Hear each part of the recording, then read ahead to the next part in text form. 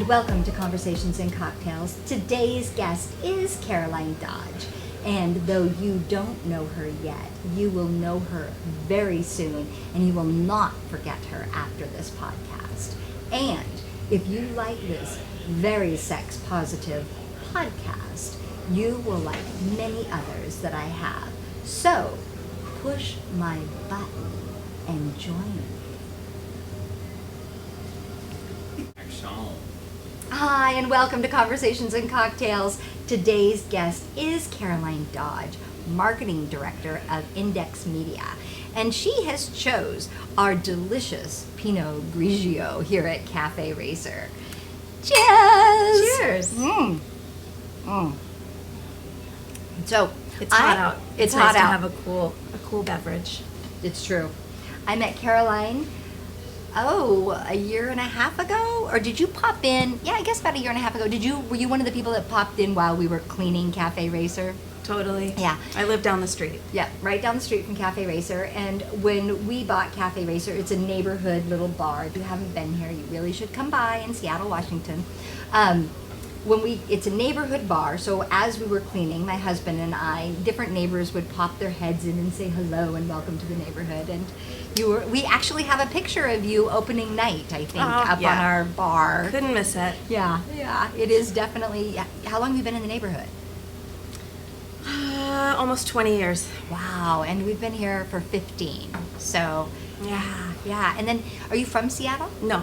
I was born in Ohio, moved to Phoenix, and then came up here about 27 years ago. 27 years ago. So, what I know about you is that media is your thing. It's kind of what you do. I know you're marketing director for Index Media. And what that means is that you work for The Stranger here in Seattle. That's true. And before you worked for The Stranger, you worked for another media company, KUOW. Public radio. Public radio. And did you work for another media firm prior to that? Or was that I worked for The Stranger before that for about 11 years. 11 years. Yeah. So my little foray at KUOW lasted about 5 years. And then I was wooed back to do the work that I'm doing there now. And you do great work. Yeah. So let's go back, because not everybody is as lucky to have. I mean, you have an excellent job, and we will tell you what that is very soon, because you have a very cool job. It's a very interesting job. So, I mean, like, did you go to school to? Okay, I'm just gonna say what you do right now, because so, she works on Hump Fest and Dan Savage. The Love Cast. The Savage Love Cast. I was going to say podcast, but I knew that was wrong. So, and you also, this year was the first year that we had Spliff. I was going to say Stoner Fest, but that is also what it is. Yeah. And you are part of these amazing culture-changing opportunities. And I think so. But I mean, that's the cool thing that you get to do now. Yeah. But I'm really curious. Like, where did you start? What'd you go to school for? I mean, did you go to school for sex positive and, 420 friendly culture? Well, I'm almost 50, so when I was going to college, those were not programs that were welcome at my school, so they probably have those now, but not at the time. No, I went to school and I majored in literature and writing. Okay. At Arizona State, and I suppose I use the skills that I gained there and all of the marketing copy that I write, and the different things that I use writing for. But for the most part, no. I don't think at this point. I mean, no slam on people who are studying marketing, because I'm sure they are learning all sorts of ins and outs that I don't know or understand. But I do feel like we live in a time where you don't necessarily need to have a marketing degree to do a lot of marketing and promotions and outreach. I think some of it really is instinctive. Right. Yeah, I mean, I have a marketing background, and I mean, I think I took a couple marketing classes when I was in college because they're fun, right? I needed an easy A. I took pottery too, and I have to say I got a C in pottery. I was going to say pottery's hard. I did not get that easy A. Yeah. I did not. But anyway, that's beside the point. Okay, so what you do, I mean, it's so I have been to Hump Fest, and I got to go to the first spliff because of you. Thank you so much. Anytime. I was way too stoned to remember it. I'm sorry. You are not alone. The voting was very hard. Yeah, we might pull back on encouraging people to get totally baked so that they could remember what they saw when they vote, but we'll see. Yeah, that might take away the It is legal. Here, exactly. So it's not like. Okay, so now when you first started at The Stranger. So we'll go back 25 years? Yeah. Well, I moved up here to be an actor, and I worked at the Empty Space. I did a bunch of theater. And to pay the bills, I worked in a restaurant in Fremont. I worked at Still Life in Fremont Coffee House, which was this great institution in the 90s in Seattle. And for some weird reason, all of the women who were working at the Still Life happened to be dating or best friends with all of the people who worked at The Stranger. So we had this like really weird, I don't know, relationship. And so a lot of Still Lifers left and went and worked at The Stranger, and a lot of Stranger folks went and worked at the Still Life, back and forth. The point is, I was managing the Still Life and thought I was going to open restaurants. I mean, I was like, that's what I want to do, that's my passion. And then I had Scout, my daughter. And, the thought occurred to me when I got pregnant. And I literally couldn't fit behind the counters at the Still Life. It was just like completely packed, and I was just like, I gotta find another job. Like, I'm not gonna be able to do this. I don't know how I'm gonna be able to do this. And two of my buddies at The Stranger were like, we're looking for somebody to do some filing. I was like, let me do that. I need to sit. I need to get this belly up on a desk. I will do whatever you need to do. And I just fell in love with it there. And it was work in sales. It was work in marketing. It was work in events and promotions. And it was work with one of my very best friends, Kevin, who just taught me a ton of stuff. But I just sort of worked my way up there. And by the time I left, I was the promotions director. And I think that I was the promotions director mostly from tons of institutional knowledge that I gained from my colleagues. But I also was really good at it. And I think that people who have done food service and who work in busy restaurants, it's an event every day. Every day. Every single day. Every day is an event. And it's a new audience, and it's a new problem, and it's a new adventure. And it's quick. And I just took to events and event management and promotions like house on fire. Nice. So, anyway, so we started Hump. So this was before you went to KUOW. Yeah. You started Hump. So how long has Hump been here in Seattle, and then you traveled with it, right? So yeah, like 16 years we've been doing Hump. I had no idea. I know you've missed so many years of pornography. I missed so many pornography, but I don't it's even. True. I mean, it's not. It's true. Yeah. I tell people it's a loose statement. Pornography. When we started and did an outreach to Seattle and Portland audiences to make it this sort of Pacific Northwest vibe, Dan was like, let's see what happens if we just reach out and say, show us how you fuck. Show us what you do. We're not interested in traditional porn. And we were like, let's see what happens. We didn't know what we were going to get. We got tons of stuff. We got a lot of professional stuff. And I think what ended up separating the wheat from the chaff was that we did audience voting for best sex, best kink, best in show. And the audience really led people into the sex that they wanted. And professionals suddenly saw that all the stuff that was winning all the big money was just completely authentic, completely loving, completely consensual, and so fun and funny and refreshing, which is what good sex is. Good sex, yes. I have the word certs. I've always used certs. Yeah. So it's the CERTS. Mm-hmm. Have you heard of that too? Mm-hmm. Yeah. Consent, equality, respect, trust, and safety. Yeah. And so if you've got certs, you move forward. Exactly. And you do whatever you want as long as everybody's got certs. That's right. I love that. Well, and so I do too. And I think that I guess it was about 6 years ago, somebody at the paper was just like, why don't we take this around the country? There's so many. I mean, Dan's already with his podcast going around the country. There are all these great markets around the country who, when we go and travel, we go to 50 different states. 50 different cities. Cities, okay. Yeah, we go. Yeah, well, there are some states we are not welcome. You're not welcome in? I don't know why. Yeah. No, I mean, we could probably bust out in a tiny room like this, and but it wouldn't be worth it. We wouldn't make any profit on it, and those are actually probably the markets where we are most needed. Right. You know, a lot healing, of people, open sex. You know, hump is every gender, every color, every shape, every body, every sexual expression, every sexual orientation. And people, when we go around the country with it, when we're in Seattle, everyone's like, yay! When we go to places like Cleveland, people leave in tears. People are like, I feel seen. Or I didn't even realize that I've never seen gay sex before. I've never seen a trans body.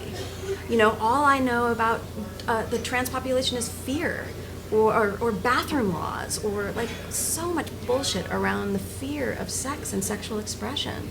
So Hump really sort of brings this new way of looking at sex to the whole country and Canada, and hopefully, if we play our cards right, Europe next summer. Oh! Yeah. Oh, congratulations. How exciting. Yeah, we'll see. Oh. We'll see. Germany will have you for sure. That's where we're starting. That's where we're starting. Yeah. Japan, too. I think that they've got a probably. pretty open mind to things. Yeah. So congratulations. Thanks. It's really exciting. Yeah, I think, so there's one of the words that you used, creative, what was it that you said? Creative sexuality? No, Sexual creativity. Sexual creativity. Yeah. I love that. Mm-hmm. I believe in sex positivity. I just think that, we eat, we breathe, we have sex. Yeah. These are the things that we do. And as women, for many years, men have tried to control our expressions and our freedoms around sex. Absolutely. And it's quite unfortunate. And it manifested in most popular pornography, which Right. is one of the reasons that it's so problematic in our society still.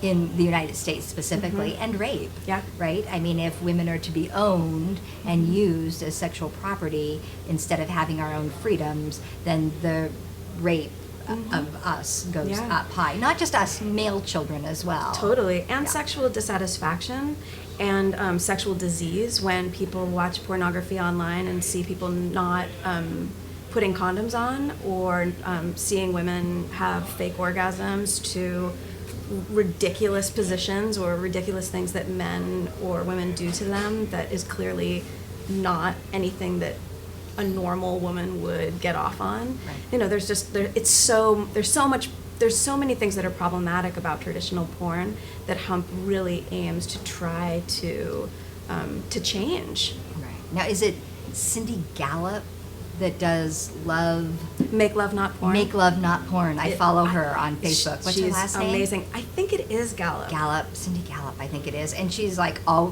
fun, you know. Such a badass. Yeah, such a badass. I'm like, every time her stuff comes up, I'm just like, wow, you're fucking kicking ass. Thank you. Yeah. Thank you. Yeah. And it's funny, she has this very, Make Love Not Porn. I was just talking to them a couple of weeks ago about a possible partnership that may or may not happen, but they were very keen on calling what they're doing not pornography. And Dan is really insistent on calling what we do pornography. I would love it if we didn't call it pornography, because I could get away with so much more popular culture marketing. I could get away with so many more things. People have porn in any part of their email blasts or on Facebook, all sorts of places. And it goes straight to their spam folder, or I get blocked, or porn is a very powerful, problematic word, which is exactly why Dan wants to use it. He wants to change the definition and make it something, the way he changed the word fag in the 90s. He was one of those people who was like, you're not going to call me a faggot anymore. I'm going to own that word, and I'm going to call myself that, and you can't do anything about that anymore. That word has no more power. He feels that way about pornography, and I think it's a steeper hill to climb, but I'm willing to jump on with him. Everybody's seen porn. I assume all of you have seen porn. And I would say that Humpfest, in my opinion, is sex. Mm-hmm. It's sex with a video. It's not porn. Porn is acting, and that's just my opinion. Yeah. And Dan, dude, hello, God, right? I think that there's a lot of stuff on there. When I travel around the country and somebody walks up and goes, "What is this?" and I say what it is, and they're like, "Okay," and I'll be like, "You gotta trust me. It's not what you think it is. Even if you don't like porn, you ought to come and check this out, because you are gonna have so much fun." And 100% of the time they leave and they are just elated. They just had such a blast. And a lot of times, you're right, they say, you shouldn't be calling this porn. Yeah. You would probably sell a lot more tickets if you didn't. And I'm like, you talk to Dan. Yeah, Dan wants to keep it that. So. Well, because porn is, this is just totally my opinion, getting off on a tangent, but it is conversations and cocktails. You should drink more. Cheers. No. So the sex, I consider it more sex than porn, I would say. It seems like it's more sex. And each time I go, there is a point where I consider myself pretty sexually open and liberated, and whatever you want to do, don't care. I mind my business, you mind yours, whatever. We climb in bed together, we need to mind each other's business. But then each time there's something I have to close my eyes. Usually there's a eye closing moment or a ear. Absolutely.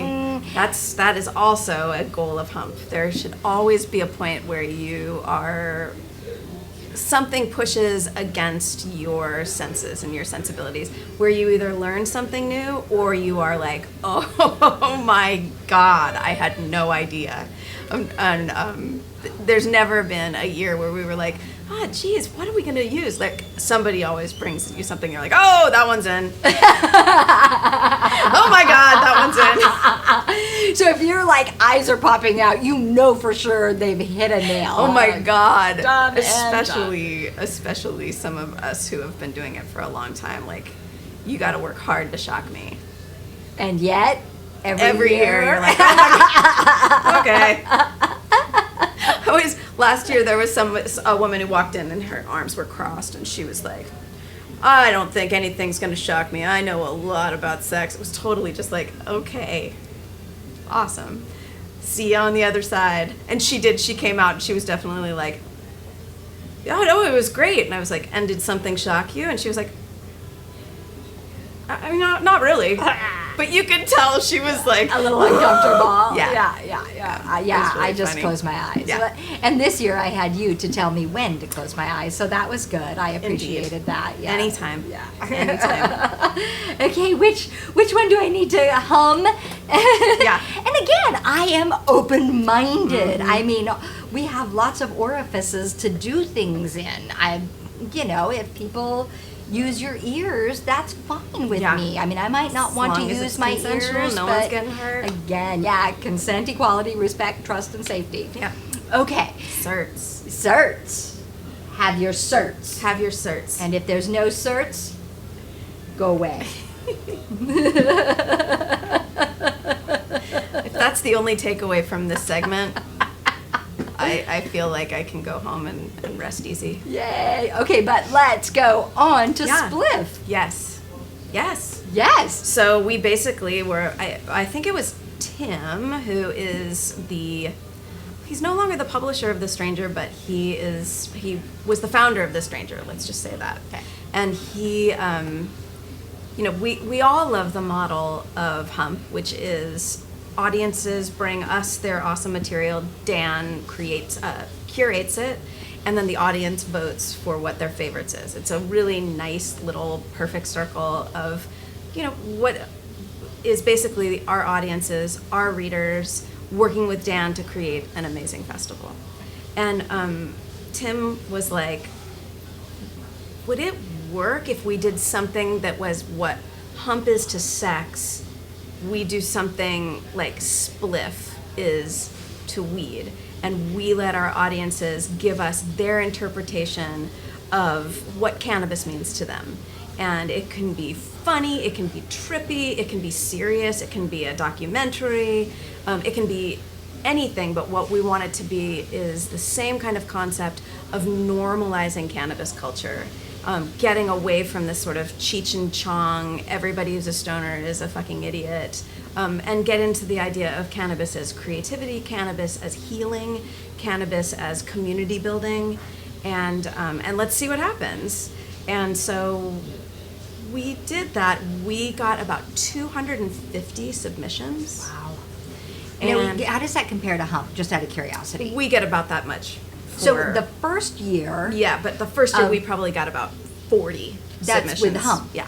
So the first year of Spliff, you got 250 submissions, which the 16th year, is that what you said? Yeah. Of Hump, you Yeah. get 250. Exactly. So It's you pretty- knew it was successful from the get-go, huh? And I think that cannabis is more accessible. Okay. I mean, More accessible than sex? I have to Yes. say, we all should be having sex. Yes. It should be more accessible than cannabis, which is illegal in many states. Just yeah, saying. I totally agree with you. Just saying. But I think that in our Puritan country, sex has so many barriers, and sex has so much fear and repression and political oppression around it. Not saying cannabis doesn't, but I think that it is, there is a lot more vulnerability to be naked and showing your sexual expression as a woman, as a big woman, as a trans woman, as a person of color. Like, there are so many barriers to being sexually free and authentic than it is to sit in front of a camera and get baked. Right. I mean, I just think that It's it is. true. I mean, I agree. Yeah. Which actually will lead me. I'm going to tell you my favorite. I think I Yes, already did, but I'm please. telling you again. Yeah. So there was, I think it was the second short movie, because these are short movies. How long do they? 4 minutes and 20 seconds or less. Is that with Hump too? No, hump is 5 minutes. 5 minutes, but that's We were awesome. like, let's 4 do minutes. 420. I like it.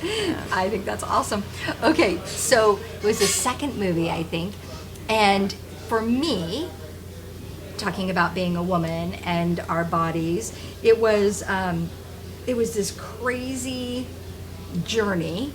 Again, I was on cannabis, and different types of cannabis affect me different ways. Yeah. Different cannabinoids are open, and different things happen. And there are some cannabises that make me kind of paranoid and make me go. I hate that word, paranoid.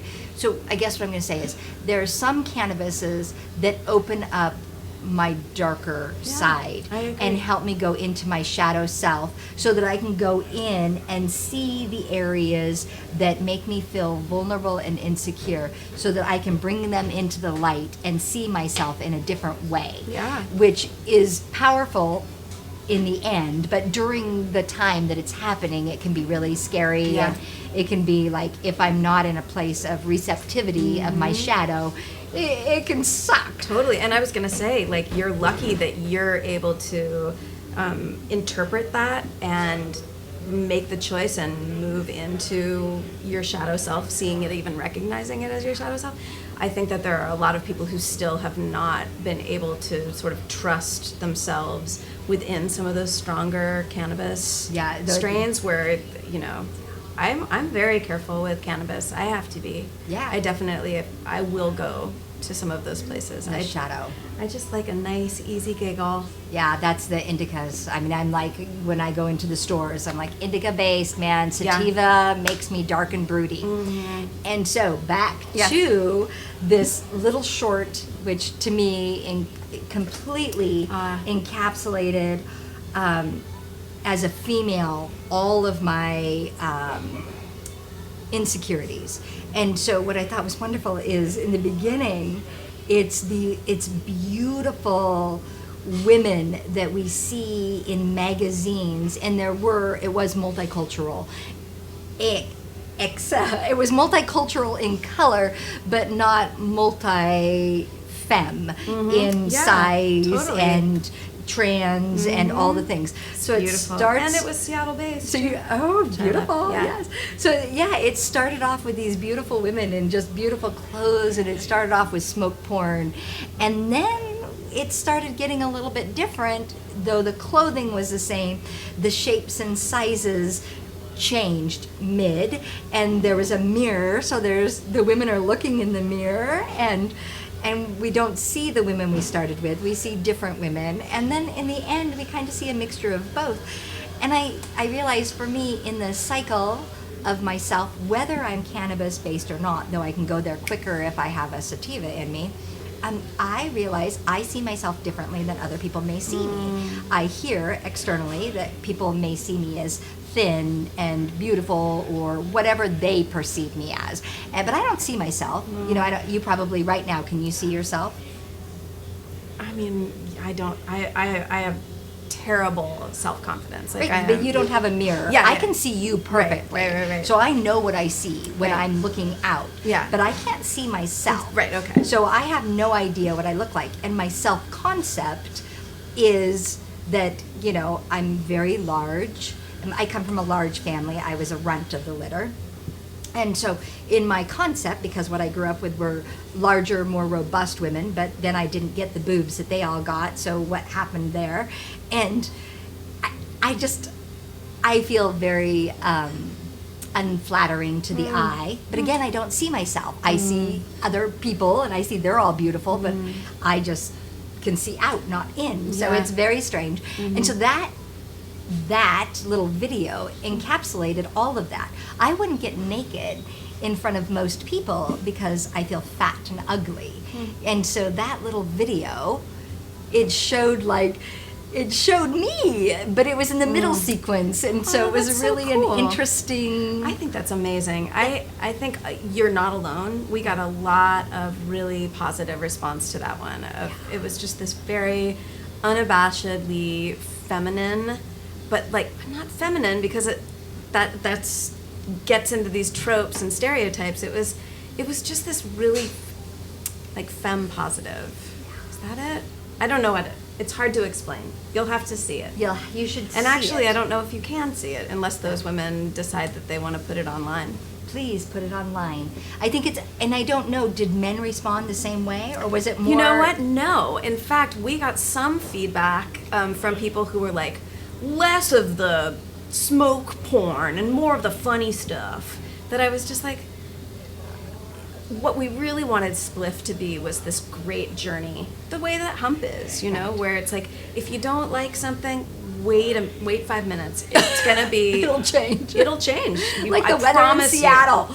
I promise you're gonna see something completely different. And Dan does such a good job of curating the way it rolls and the order of the films, so that people have this really kind of unique experience. And that is what, does Dan curate Spliff as well as Hump? Yeah. So he's got the eye for the. He is such a. It's like ecstatic dance. Yeah, he is such a genius with that kind of stuff. So. Oh yeah. Yeah. Well, congratulations. Thank you. Yeah, I mean, you really have created your team, and you marketing it have created a really great experience for many, and it's accessible I hope for so. many of us. I hope so. We are, another really interesting thing when we were talking about folks of color, we struggle to get porn from people of color.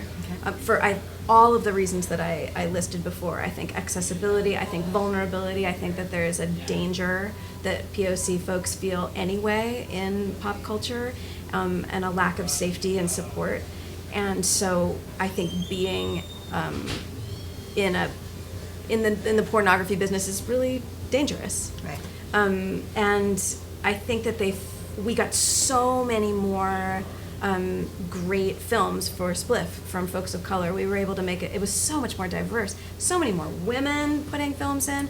It was so cool. And for me, it was like, okay, once again, we have so much work to do with Hump to make more female-led, more POC-led films, and that really has to be a change in the industry itself. Right. So again, back to talking about the idealized beauty. And not me. It's just and I am a white privileged female, but how I see myself is, kind of a short, fat, ugly female. You will not see me taking off my clothes in front of. And can you imagine if all of your life, you're a POC, all of your life you're looking at magazines and there's 6 foot tall, 120-pound, blonde-haired, blue-eyed, maybe brown-haired every once in a while females. No. Yeah. I mean,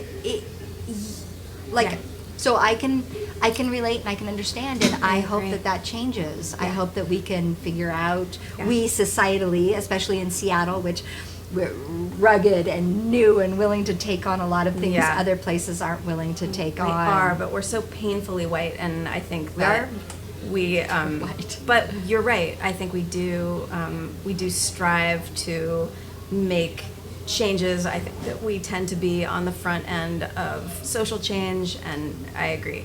But with it, I think we have a lot of work to do with Hump, and Spliff, and everything that we do. And The Stranger has work to do. Everybody has work to do as far as more inclusivity and sort of passing that mic or passing that camera or passing that joint over to folks of color and people who are underrepresented and underserved in all of media. Right. So I agree. So this has been so much fun talking good. about all of your successes and all of your glory and all the great things that you bring to Seattle and across the United States. What I also like to know, because every great journey has a dark side, is where have been your struggles from the time you went from, I love that you went from your degree is in writing, then you went to a coffee shop, then you went to filing at The Stranger. I mean, I love your story, and now you're here. There must have been struggles along the way, because every great journey has struggles. I mean, I think so. I think that, for me, doing the work that I do now, I feel like I grew up in a really sex-negative upbringing. My childhood was very sex-negative. My teenage years were really sex-negative. My sort of coming of age of being a sexual being were tainted by real negativity from my parents. And then I was sexually assaulted when I was in my late teens, and have done tons of therapy on all of those fronts. Right. So I feel like I don't feel any kind of trigger when I'm watching a lot of this stuff. I feel good in my space and where I am. But when you ask that question, it's definitely like when I travel around the country, I went and stayed with my cousins in New England, and I felt ashamed to tell them what I do. Like, I felt like, God, do I want to tell them? Like, I almost wanted to lie.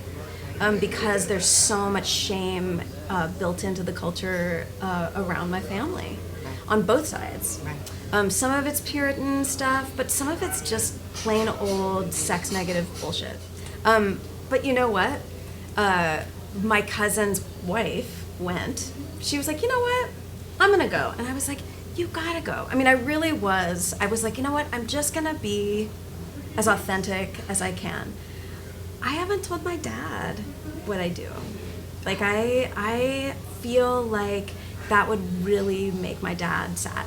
I feel like my dad would be really bummed. And my dad's like almost 85 years old, and he knows that I work in podcasts, which is a whole other aspect that we haven't talked about, which is the podcast that we take live around the country. We are touring with Stormy Daniels right now. Dan and Stormy Daniels are touring. Talk about sex positive, crazy town. But anyway, nice. The point is, I just felt it's weird being in a position where I know that a lot, and we talked a little bit about like going from the job that I had to this job and feeling like I wanted to try to find the meaning, the deeper meaning, so that it felt like what I was doing wasn't just peddling a porn show, right? Like, and that was problematic for me for a little while, mostly because of the voices in my head that were saying like, you're peddling a porn show, instead of you are representing sexual expression, sexual creativity, sexual revolution, all things that are really important if you don't have this like baseline of hatred and fear around sex in, you know, how you're born and raised. How you're the culture, that culture of origin. Exactly. So I have we all have Facebook. I mean, not everybody, but many of us have Facebook or Instagram. And in my family, my mom is one of 10 children, so there's like 100 cousins or something ridiculous like that. And I mean, I literally have lost track of most of my cousins and such. Not that we don't have family events, but there's so many of them, and offsprings, and they marry. I just don't even know them, and whatever. And that the sex negative, like that you were talking about. So on my personal social media, I tend to be very sex positive, and I'm kind of a mind my own business, you mind yours, you don't like me, just unfriend me, no big deal. But my family follows me, and there was a period of time where, so I share what I'm going through generally, like very out loud, because I feel like if I'm going through it, there's probably at least 10 people on this planet that are going through it, but more likely a lot more. And so I really feel like it's important for me to share out loud what I'm going through so that other people can feel normalized in their experiences. And so I decided I wanted to sell sex toys for a period of time. I mean, I was like, I'm looking into this, I'm deciding if this is a good thing for me or if this is right for me. And I went to, I think I have a picture of me and Ron Jeremy, or, you know, that kind of thing, right? Yeah. Like I was like playing around with the ideas. If you're gonna sell sex toys, get a picture of yourself with Ron Jeremy. Exactly. And there was somebody else with very fake big boobs that I got my picture with, who's somebody that I don't really know. Did you go to the AVN conference? Where did I? In Vegas? No, not in Vegas, in California. The reason I don't sell sex toys is because they're plastics, and plastics ruin the planet, people. So I love silicone, vibrators are great, all that stuff. But I just couldn't, my heart couldn't let me go from China to Seattle especially. I mean, I don't want our little landfills to be full of dildos. Yeah. But while I was in that processing period, I'm posting a lot of things about sex toys, and you know, I'm looking at this and really processing out loud, should I be doing this? And it's weird, environment is what made me stop, not sex. But I had one cousin send me a message asking me to be cautious about what I posted because it was making her sister uncomfortable. Right. My other cousin. So in my family of sex negativity, I have my cousins asking me to be quiet. Yeah. Don't talk about sex, Cindy. Right. This is, I mean, if you're going to do it because you've always been the black sheep of the family, and dear God, again, the runt of the litter, so I got mocked for being the runt, being small, and just picked on by all these cousins. Now I'm being picked on because I'm thinking about sex. And I shouldn't be. Right. And shame on you, bad girl. You're making the rest of us uncomfortable by talking on your social media about sex. Yeah. Like, so when you said your cousin, I was like, how did this end? I'm curious. No, she loved it. She had a great time. But, like, I hear you loud and clear. I do feel like, you know, there's... I mean, what are you gonna do, right? You have to talk about it. If you're like, I feel like the root of so many of the political problems that we're having around, you know, women's politics right now, like especially abortion, when you really root it down, it's all about fear of women actually having sex for pleasure. Right. That's the only thing when it really boils down to it. You can pick holes in every other thing and be like, well, no, well, no, well, no. And when it really boils down to it, these politicians, they really hate the idea of women enjoying themselves while they're fucking. That's it. Well, and it's just this poisonous cancer that is all through. It's through all of our country. It's through a lot of our world, but certainly in our Puritan society. And I mean, I feel it all the time. I think we all do. Right. We can't help it. Right. It's in our water. It's in our water. Pleasure is power. And the men have been living in pleasure for a really long time. Yeah. And they have achieved power through pleasure. Yeah. And so being in pleasure does create power. Mm-hmm. I mean, look at you and I. We are individuals, autonomous, and we are pleasure-filled, and we state our truth because we understand pleasure is power, and we are empowered women. Yeah. And that's scary for men, isn't it? Men.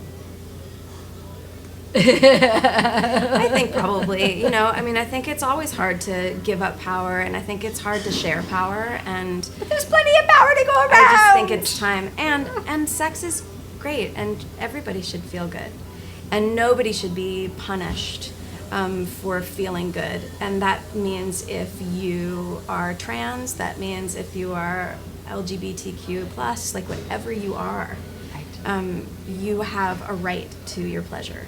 Right. And it's nobody's business. Nope. Unless you decide that it's their business. Right. By As making a we- film for Hump. Right, there you go. Especially POC. Hello. Please. Yeah. Yeah. Okay, so every woman that sits in the seat that you're in, I ask this question. So as a female, and from your culture of origin, we did discuss your father, how has that helped you or hurt you in your industry? Well, I love being a woman. I've never wanted to be anything except that. I've never understood women who are like, God, I wish I was a man. Unless you feel, or want to be trans and want to change that identity for yourself. But for me, I have always enjoyed it. In media and marketing, I think it's a female field. So I've always enjoyed myself. I think so much of marketing, promotions, communications, and outreach is about communication and socializing, and women are great at that. Women like sharing. Women like exchange, and so I really have never seen any problems within that realm. And then with Hump and Spliff, I mean, our team is this tiny little team, and it's made up of a gay guy, a lesbian, a straight guy, and a straight woman. We kind of run the gamut. We have trans folks on our jury. We have POC on our jury. So I always feel like we try really hard to be inclusive. When I travel, I think that would probably be the only time that I see myself as a woman having challenges, because I'll go to like a more conservative market, maybe, like, I don't know. I'm trying to think of a time. I don't know. I'll use Cleveland, just because I'll use Cleveland. And I don't even remember if it was anything specific, but I do know that walking up on stage and presenting pornography to a large group of people is very vulnerable. But everybody's there to have a good time. But there is this sort of, I don't know, this sense of like, what kind of woman are you if you are showing pornography? If you're peddling porn. If you're peddling porn. Like, are you into having sex tonight? Do you want to do these kind of things? Like, there's definitely, but I think that my vibe is so clearly, I'm just like, I don't give that vibe off, but I am very aware of that. But I think that's part of just traveling alone as a woman anyway. So I guess my long answer to that is, I feel like I've been very lucky And I think that the world that I've been working in has been very supportive of the work that I do. That's beautiful. Yeah. That's beautiful. So this is interesting. When we were talking, there was a point where, when I think I said something about orifices or something, I thought, oh my God, if some guy watches this, are they going to think that it's okay to come and rape me? I actually had that like fleeting thought, only because, I mean, not only because when I was younger, there was a woman teaching self-defense here in Seattle, and she was attacked, raped, to be shown that you don't teach women self-defense. Like it was a big deal. Right. And so it did cross my mind for just like a fleeting second. I thought, oh dear God, I put myself in this position. What if am I asking for it? Yes. Just like you talk about walking on the stage. Like, what kind of woman does that? Mm-hmm. And the kind of woman that does that is an independent, autonomous, almost 50-something-year-old woman who can stand for our younger people and say, as women, you have a right to walk on stage. You have a right as a woman to say you enjoy sex. Right. That does not, it's not okay to rape us. Yeah. Well, yeah, that is very true. And I think that, it's my work environment is incredibly supportive, and if I'm ever in a space where I don't feel safe, oh my goodness, I mean, like, my team would be all over it. We are steadfast of making sure that everybody feels safe and just feels good in their body, right? Yeah. But I do think that most of that shit that I'm feeling, most of that stuff that's pushing back on me, that's all the stuff from my upbringing, you know, all of it is just that sex negativity that, so it's nice to be moving forward and out of that, but I am kind of sad that I can't tell my dad what I do. I love my dad. I think my dad would get a kick out of what I do, and I think if my dad was not so horrified by, I mean, I think he really is, has a lot of sex negativity. I hope my dad never sees this. I love you, Dad. But anyway. Yes. It would be. I've always strived to be as honest as I can about the work that I do. I'm proud of the work that I do, but I do find that, like, why shouldn't I talk about what I do? Right. So much of that is just my own bullshit. Well,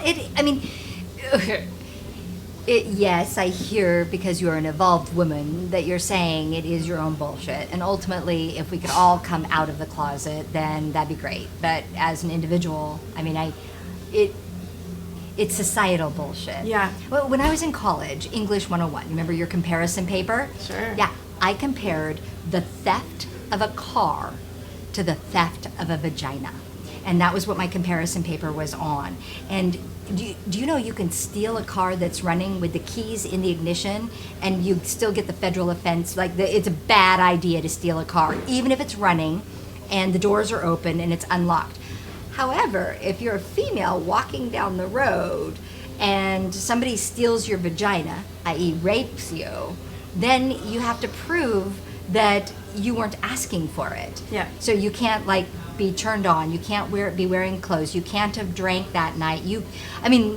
Literally, if you're not walking in a metal suit from here to here, the other attorney can argue that you're at fault. I didn't report my sexual assault for that very reason. Because there's no point. But if I left my car running out front and came in and right now talk to you for as long as I have, and my car's been running out front and somebody steals it, they're going to get in fucking big trouble for stealing my car, even though it's running and I've left it running with the doors open, windows down for all this time. Right.